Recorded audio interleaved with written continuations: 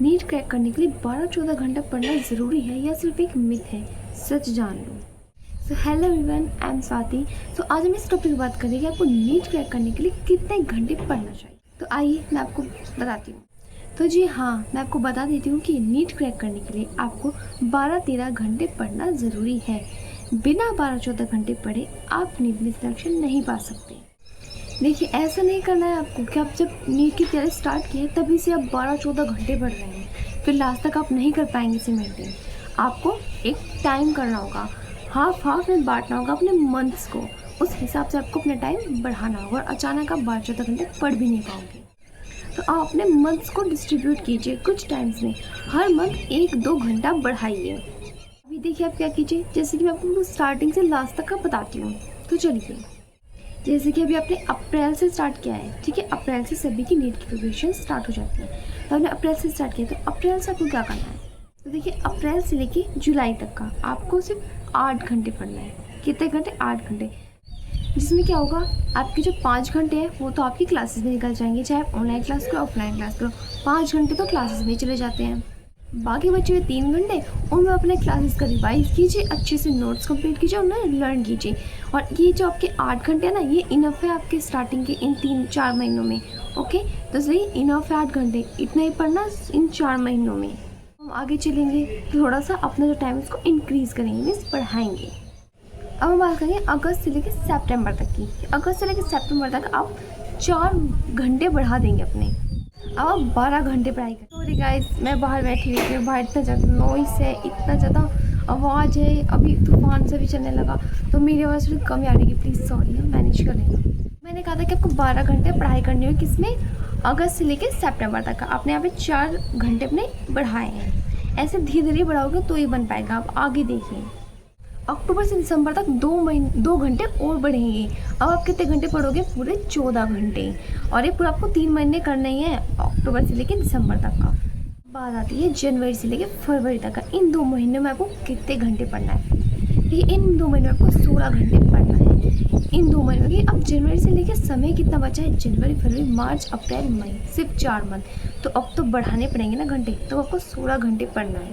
बारी आती है मार्च अप्रैल की। किसकी? मार्च और अप्रैल की 2 महीने बहुत इंपॉर्टेंट होते हैं, क्योंकि टेस्ट से 2 महीने पहले की बात है। सिर्फ 2 महीने बचे हैं, आपका एग्ज़ाम है 3 तारीख को, 3 मई को। तो इन 2 महीने में आपको जम के मेहनत तो करनी होगी, पर थोड़ा रेस्ट भी देना होगा। यहाँ पे बच्चे थक जाते हैं, वो नहीं पढ़ पाते हैं लंबे समय तक। तो देखिए, मार्च के महीने में हम समय बढ़ाएंगे नहीं, समय घटाएंगे। जहाँ आप 16 घंटे पढ़ रहे थे इस जनवरी से फरवरी तक का, वहाँ आप मार्च में अब सिर्फ 12 घंटे पढ़ेंगे।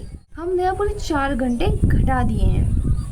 और ये इम्पोर्टेंट है, बिकॉज यहाँ आप नहीं पढ़ पाएंगे, तो ज़्यादा भी पढ़ेंगे तो सच बताओ भूलते भी रहोगे, दिक्कत बहुत कुछ होगा। वैसे भी इस वक्त आपको ऑनलाइन क्लास तो करनी नहीं है, तो आप बस रिवीजन करोगे तो ये पूरे 5 घंटे की क्लासेस में जाते थे ना, वो भी इसी में जाएंगे, तो फिर ये बहुत हो जाएगा आपका। सॉरी यार, आवाज़ बहुत आ रही है। और देखिए, मार्च में जो मैंने आपको बताया ना, ये पूरे के पूरे 12 घंटे। अब इसमें आप कैसे करेंगे ये बता देती हूँ मैं आपको। देखिए कैसे करना है। क्या करूँ?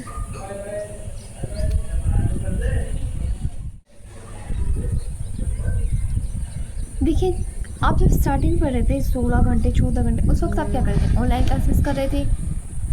इसके 5 घंटे की ऑनलाइन क्लासेस कर रहे थे आप 3 घंटे की आपने DPP लगा रखी होंगी।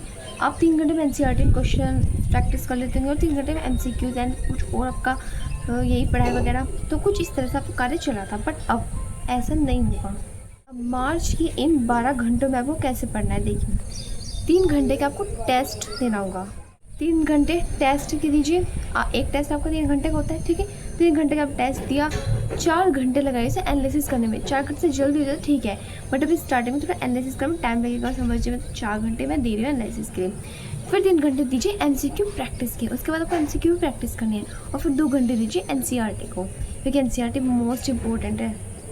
इस प्रकार आपका सारा काम भी हो गया, और जो आपके 12 घंटे भी हो गए हैं। और साथ में ये बहुत इंपॉर्टेंट है, स्टार्टिंग से लास्ट तक का बिल्कुल 6 घंटे आपको जरूर सोना है, उससे कम नहीं करना है। बाकी कम कर सकते हो, बट स्लीपिंग को बिल्कुल भी कम मत करना। 6 घंटे जरूर सोना, बिकॉज माइंड को भी तो रेस्ट चाहिए ना, तो ये बहुत इंपॉर्टेंट है। और 6 घंटे जो बाकी बचे हैं इस मार्च के वो सब इन्जॉय कीजिए, बिकॉज इन्जॉय भी इम्पोर्टेंट है। आप थोड़ा इन्जॉय कर लीजिए।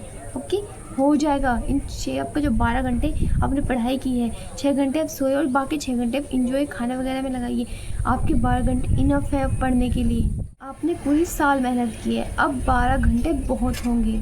आइए अब मैं आपको बताती हूँ अप्रैल के महीने में आपको कितने घंटे पढ़ना है। देखिए अप्रैल के महीने में 2 घंटे और कम कीजिए, अब आपको 10 घंटे पढ़ना है। कि अप्रैल के महीने में क्या करना है, 3 घंटे का टेस्ट, 2 घंटे का एनालिसिस। अब ज़्यादा समय नहीं दे सकते एनालिसिस को हम, उसके बाद आप ब्रेक लीजिए। ब्रेक के बाद आप फिर रात को पढ़ाई कीजिए, 3 घंटे की एमसीक्यू प्रैक्टिस, और उसके बाद आप 2 घंटे का उसका एनालिसिस कीजिए कि आपने कहाँ पे क्या मिस्टेक की है। तो देखिए 6 घंटे आपको सोना ज़रूर है, और बाकी के जो आपके पास 8 घंटे बचे तो आप इन्जॉय कीजिए, नहाइए धोइए खाइए पिए मजे कीजिए। आपने पूरी साल मेहनत की है, अब इतना बहुत होगा कि आप 10 घंटे बहुत होगा।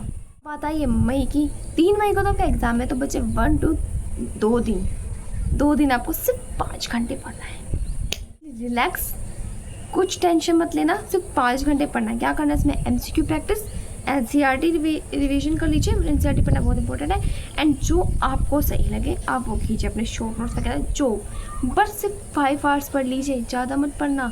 ओके, ज़्यादा टेंशन मत लेना, आपने पूरी साल पढ़ लिया है, अब 2 दिन में कुछ नहीं होने वाला, पूरी साल की मेहनत अब दिखेगी। हाँ, इन 2 दिन में अच्छे से सो जाएगा ताकि आपको एग्ज़ाम वाले दिन नींद ना आए। और मैं आपको एक बात और बोलना चाहूँगी, एग्ज़ाम से पहले दिन आप बिल्कुल रिलैक्स रहिएगा, टेंशन मत लीजिएगा और अच्छे से जल्दी सो जाइएगा। मुझे पता नींद तो नहीं आएगी, बट आप अच्छे से सोइएगा। सुबह उठिएगा, ज़्यादा भी जल्दी मत उठना, आराम से उठ जाना। और हाँ, एग्ज़ाम सेंटर प्लीज़ यार 11 बजे तक पहुंच जाना।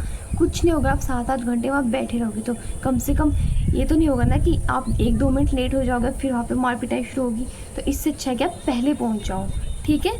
पूरी इस वीडियो का सच कि आपको 14-15 घंटे पढ़ना चाहिए नीट के लिए, क्या ये सच है कि झूठ, आपको क्या सही लगता है, आपको मैंने बता दीजिए कि क्या मैंने आपको सही गाइड किया। और अगर आप लोगों को टाइम टेबल चाहिए ना कि कैसे पढ़े क्या करें, तो कमेंट में बता दीजिए, मैं आपको टाइम टेबल भी दे दूँगी। Thank you.